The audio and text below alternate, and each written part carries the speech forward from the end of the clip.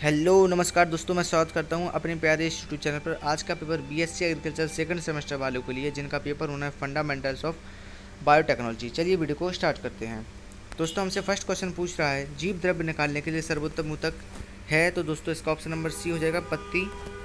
अगला क्वेश्चन दोस्तों हमसे पूछ रहा है, जिन ट्रांसजेनिक पौधों में बीटी जीन होता है वो प्रतिरोधी होती है, तो वो कीटों द्वारा प्रतिरोधी होती हैं। इसमें इसका फुल फॉर्म होता है बैसिलस थ्यूरिजिएंसिस बीटी का। ये कपास के लिए प्रतिरोधी होती है, कीटों के लिए, वॉलवॉर्म डिसीज़ के लिए ये प्रतिरोधी होती है। दोस्तों अगला क्वेश्चन हमसे पूछ रहा है, निम्न में से कौन सा पीसीआर पाया जाता है? तो इसका ऑप्शन नंबर बी, RAPD। अगला क्वेश्चन है, कोई पारजीनी अनुलेखित हुई या नहीं, जांच किसके द्वारा की जाती है? तो दोस्तों ये नॉर्दर्न ब्लॉट जांच की जाती है इसके लिए। अगला क्वेश्चन हमसे पूछ रहा है, कास्मड वाहक डीएनए क्लोन में प्रवेश कर सकते हैं? तो दोस्तों ये 45 KB, इसका ऑप्शन नंबर सी करेक्ट हो जाएगा।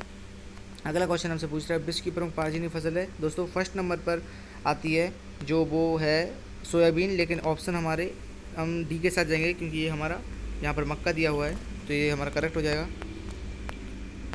डीएनए अणु के कटे हुए धारहीन सिरे से बांधा जा सकता है? तो option number BT4, DNA ligase. अगला क्वेश्चन है दोस्तों, हैबालेड को जनक कहा जाता है? तो ये प्लांट टिश्यू कल्चर के जनक है, पादप उद्योग संवर्धन का।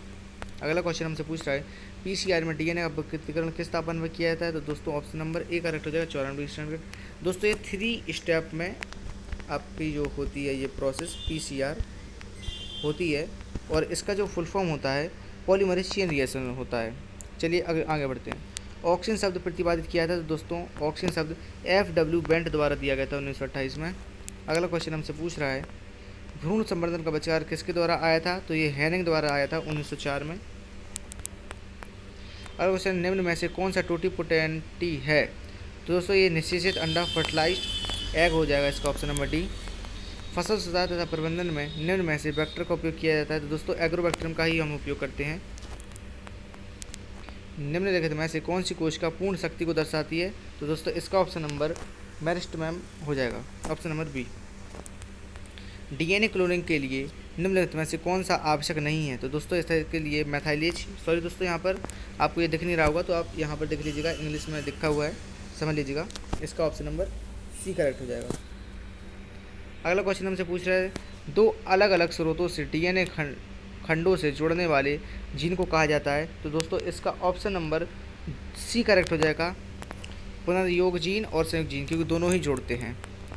अगला क्वेश्चन है, क्लोन किए जाने वाले डीएनए सेगमेंट को कहा जाता है? तो दोस्तों इसका ऑप्शन नंबर हमारा DNA insert, option number C correct हो जाएगा। अगला क्वेश्चन हमसे कृत्रिम माध्यम में पादप ऊतकों की वृद्धि हुई कहलाती है? तो दोस्तों ऑप्शन नंबर सी के साथ जाएंगे, पादप ऊतक संवर्धन। अगला क्वेश्चन दोस्तों हमसे पूछ रहा है, पादप जैव प्रौद्योगिकी क्षेत्र है? तो दोस्तों इसका ऑप्शन नंबर सी करेक्ट हो जाएगा, दोनों। आणविक जीव विज्ञान मुख्य रूप से केंद्रित है? तो दोस्तों इसका ऑप्शन नंबर डी करेक्ट हो जाएगा। अगला क्वेश्चन हमसे पूछ रहा है, जेनेटिक इंजीनियरिंग को किस रूप में भी जाना जाता है? तो देखो दोस्तों इसके लिए ऑप्शन नंबर हम डी के साथ जाएंगे, क्योंकि यहीं पर हम रिकम्बाइनेंट डीएनए टेक्नोलॉजी का जेनेटिक इंजीनियरिंग में ही यूज़ करते हैं। अब पुनर्संयोग डीएनए तकनीक क्या है? तो दोस्तों इसका हम ऑप्शन नंबर डी के साथ जाएंगे, ऑल ऑफ ओवर। अगला क्वेश्चन है, जैव प्रौद्योगिकी के जनक कौन है? तो दोस्तों ये आपको पता होना चाहिए, ये कार्ल इल्के हैं, कार्ल इल्के, जैव प्रौद्योगिकी के फादर। अगला क्वेश्चन हमसे पूछ रहा है, पादप ऊतक संवर्धन क्या है? तो दोस्तों ये बहुत इंपॉर्टेंट क्वेश्चन है, ये इन विट्रो कल्चर है। अगला क्वेश्चन हमसे पूछ रहा है, निम्न में से कौन सा एक कर्तित्व का उदाहरण है? X plant. दोस्तों यहाँ पर प्लांट से समझ जाइएगा कि ये प्लांट्स मतलब प्लांट टिश्यू। अगला क्वेश्चन है, कौन सा क्लोनिंग का प्रकार नहीं है? तो दोस्तों इसका सामुदायिक क्लोनिंग हो जाएगी, क्योंकि ये सभी होते हैं, कोशिका, आणविक और जीव क्लोनिंग, ये सब होते हैं। अगला क्वेश्चन है, मेरिस्टेम कल्चर एक विलगित है? तो ये एक अपरिपक्व भ्रूण होता है दोस्तों। इसका ऑप्शन नंबर, सॉरी दोस्तों इसका ऑप्शन नंबर ए करेक्ट हो जाएगा, परिपक्व भ्रूण, परिपक्व भ्रूण हो जाएगा इसका दोस्तों ऑप्शन नंबर। अब अगली ओर बढ़ते हैं क्वेश्चन की ओर, प्रतिबंधित एंजाइम उत्पादन के लिए कौन सा जाना जाता है? तो दोस्तों इसका 28 नंबर का क्वेश्चन ऑल हो जाएगा, आंसर डी। किस प्रकार का प्रतिबंधित एंजाइम अपने मैथाइलेज से स्वतंत्र होता है? तो इसका ऑप्शन नंबर दोस्तों टाइप सेकंड हो जाएगा, बी। प्रतिबंधित एंजाइम की खोज की थी तो वॉर्नर आर्बर द्वारा इसकी खोज की गई थी दोस्तों। अगला क्वेश्चन है, सुनहरे चावल में जीन शामिल है तो इसका ऑप्शन नंबर ए सही हो जाएगा। IAA और IBA किस श्रेणी के अंतर्गत आते हैं तो दोस्तों ऑक्सीन के प्रकार हैं। PCR तकनीकी आधारित है तो ये कृत्रिम एक आर्टिफिशियल प्रोसेस है।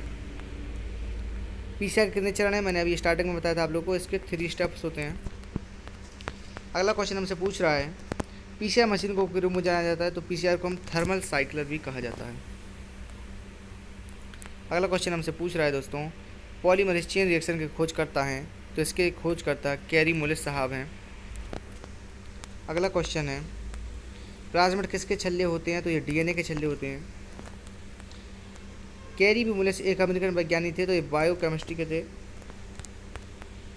सुनहरा चावल पिछली किस्मों की तुलना में कितने गुना अधिक बीटा कैरोटीन पैदा करता है तो दोस्तों ये 20 गुना बीटा कैरोटीन पैदा करता है। अगला क्वेश्चन हमसे पूछ रहा है, ट्रांसजेनिक शब्द किसने दिया दोस्तों ये गार्डन और रेड्डी ने दिया था। अगला क्वेश्चन है, कौन से DNA मार्कर सबसे पहले विकसित किया गया था तो सबसे पहले विकसित किया जाने वाला DNA मार्कर था वो है RFLP। Option number B is correct.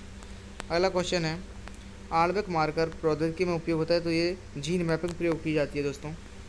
DNA fingerprinting किसकी पहचान हेतु किया जाता है तो इसका ऑल हो जाएगा, संकर के लिए भी करते हैं हम, कल्टीवार्स के लिए भी करते हैं, माता पिता। Option number D is correct, D.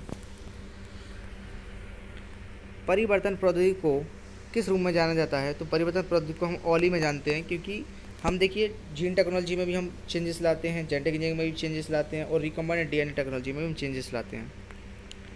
अगला आणविक जीव शब्द को किसने दिया था तो आणविक जीव शब्द को, इस जीव विज्ञान शब्द को दिया था एस्टवरी ने। अगला है दोस्तों, जीव द्रव्य शब्द का प्रतिपादन किसने किया था तो ये पुरकंजे साहब ने किया था। Option number C is correct. अगला क्वेश्चन है, जीव द्रव्य पृथक्करण के लिए मुख्यतः किस कर्तृत्व का उपयोग किया है तो दोस्तों ये तो पत्ती का उपयोग करते हैं हम, लीफ।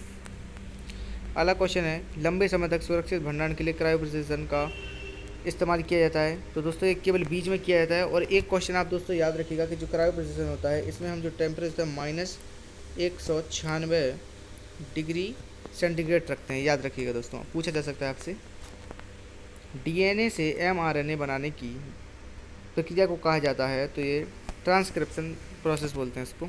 लास्ट क्वेश्चन है इस वीडियो का, एलेक्स जेफरीन का नाम किससे जुड़ा हुआ है तो ये DNA फिंगरप्रिंटिंग के फादर हैं दोस्तों, DNA उंगली इन छापन से। थैंक यू दोस्तों, प्लीज़ सब्सक्राइब माय चैनल।